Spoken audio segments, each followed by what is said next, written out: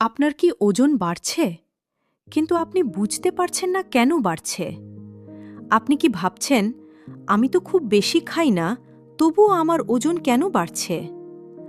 অনেক মানুষ ওজন কমানোর চেষ্টা করতে থাকেন, কিন্তু আসল কারণটা না বুঝে চেষ্টা করলে সেটা অনেক সময় কঠিন হয়ে যায়। তাই আজ আমরা একটা খুব গুরুত্বপূর্ণ কাজ করব। আমরা ওজন কমানোর যাত্রা শুরু করব সঠিক প্রশ্ন নিজেকে করে। আর ভিডিওর শেষে আমি আপনাদের একটা ছোট্ট টাস্কও দেব, যার মাধ্যমে আপনি বুঝতে পারবেন আপনার ওজন বাড়ার আসল কারণ কী হতে পারে। এখন সরাসরি মূল বিষয়ে আসি। এটা আমাদের 35 ডেজ ওয়েট লস চ্যালেঞ্জ সিরিজের ডে 3। আর আজ আমরা বুঝব, যদি আপনার ওজন বাড়ে তাহলে আপনাকে নিজেকে কি কি প্রশ্ন করা উচিত। আমি doctor Shreyasi Chatterjee, medicine, diabetes এবং হরমোনের বিশেষজ্ঞ। এই পুরো সিরিজে আমি আপনাদের ওজন কমানোর যাত্রাটা খুব সহজ, বাস্তব এবং মেডিক্যালি সঠিকভাবে বোঝানোর চেষ্টা করছি। আগের অংশ অর্থাৎ পার্ট 2তে আমরা আলোচনা করেছিলাম ওজন কমানোর সঠিক এবং বাস্তবসম্মত লক্ষ্য কী হওয়া উচিত।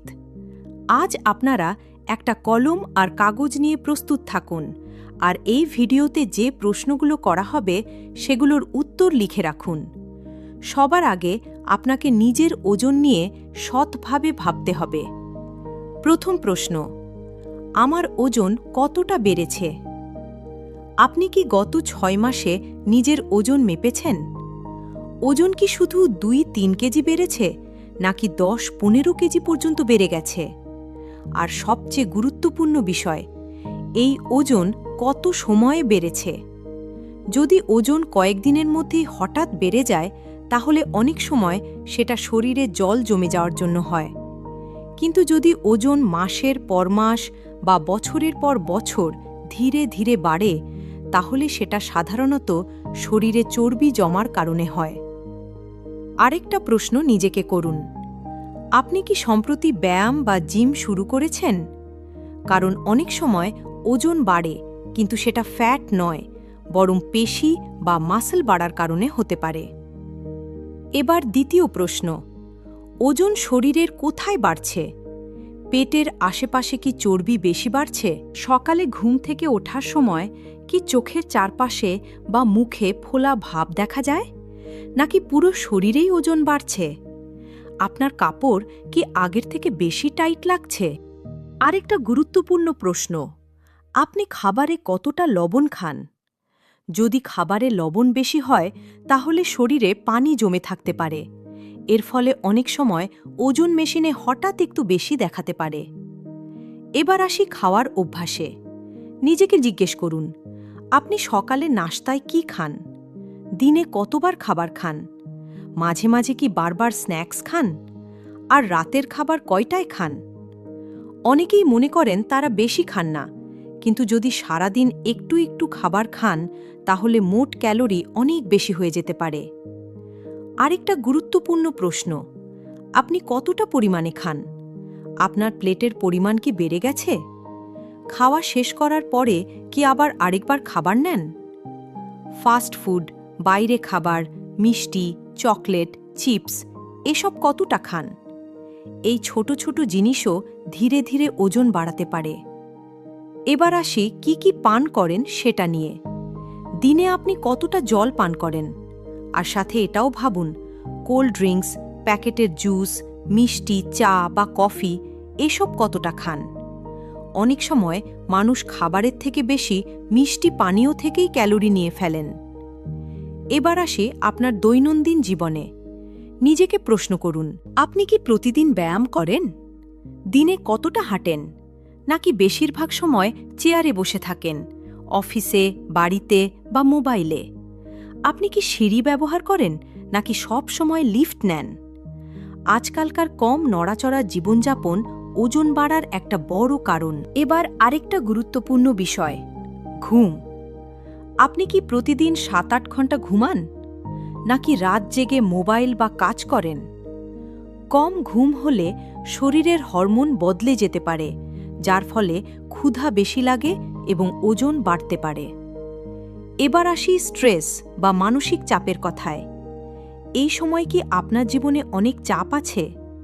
বাড়ির দুশ্চিন্তা, অফিসের চাপ, কখনো কি এমন হয় যে মন খারাপ হলে বা স্ট্রেসে আপনি বেশি খেয়ে ফেলেন? এটাকে বলা হয় ইমোশনাল ইটিং। এটা ওজন বাড়ার একটা খুব সাধারণ কারণ। আপনি যদি এই ওয়েট লস সিরিজের পুরো ভিডিওগুলো দেখতে চান, তাহলে উপরে দেওয়া কার্ডে ক্লিক করে পুরো প্লেলিস্ট দেখতে পারেন। এবার আসি স্বাস্থ্য সম্পর্কিত কিছু প্রশ্ন। আপনি কি কখনো থাইরয়েড টেস্ট করিয়েছেন? আপনার কি ডায়াবেটিস আছে? আপনি কি এমন কিছু ওষুধ খাচ্ছেন যার কারণে ওজন বাড়তে পারে, যেমন স্টিরয়েড, কিছু ডিপ্রেশনের ওষুধ বা ইনসুলিন? এবার মহিলাদের জন্য কিছু বিশেষ প্রশ্ন। আপনার পিরিয়ড কি অনিয়মিত? আপনার কি পিসিওএস আছে? আরেকটা সাধারণ কারণ হল পিরিয়ড হওয়ার ঠিক আগে শরীরে জল জমা হওয়া। অনেক মহিলার ক্ষেত্রে পিরিয়ডের কয়েকদিন আগে শরীরে ওয়াটার রিটেনশন হয়। এর ফলে ওজন 1-2 কেজি পর্যন্ত হঠাৎ বেড়ে গেছে বলে মনে হতে পারে, কিন্তু সাধারণত পিরিয়ডের পরে আবার কমে যায়। আর একটা গুরুত্বপূর্ণ প্রশ্ন, আপনার কি গর্ভবতী হওয়ার সম্ভাবনা আছে? কারণ গর্ভাবস্থার শুরুতেই অনেক সময় ওজন বাড়তে পারে। আরেকটা বিষয়, পারিবারিক ইতিহাস। যদি আপনার পরিবারে মা, বাবা বা ভাই বোনদের মধ্যে মোটাপা, ডায়াবেটিস বা থাইরয়েডের সমস্যা থাকে, তাহলে ওজন বাড়ার সম্ভাবনা একটু বেশি হতে পারে। আর শেষ প্রশ্ন, আপনার জীবনে কোনো বড় পরিবর্তন হয়েছে? নতুন চাকরি, বিয়ে, ওয়ার্ক ফ্রম হোম বা ধূমপান ছেড়ে দেওয়া। এই ধরনের পরিবর্তনও ওজন বাড়াতে পারে। কখনো কখনো হঠাৎ ওজন বাড়া শরীরে জল জমে থাকার কারণেও হতে পারে। যদি কিডনি সমস্যা থাকে, তাহলে শরীর থেকে অতিরিক্ত জল বের হতে পারে না। তখন অনেক সময় চোখের চারপাশে বা মুখে ফোলা ভাব দেখা যায়। আর যদি হৃদযন্ত্র দুর্বল হয়ে যায় বা হার্ট ফেলিওর হয়, তাহলে শরীরের নিচের দিকে জল জমে যায়। এর ফলে পা এবং গোড়ালিতে ফোলা দেখা যেতে পারে। তার জন্য ওজন বেড়ে যেতে পারে। যদি আপনার জুতো টাইট লাগে বা পায়ে ফোলা দেখা যায়, তাহলে সেটাকে অবহেলা করা উচিত নয়।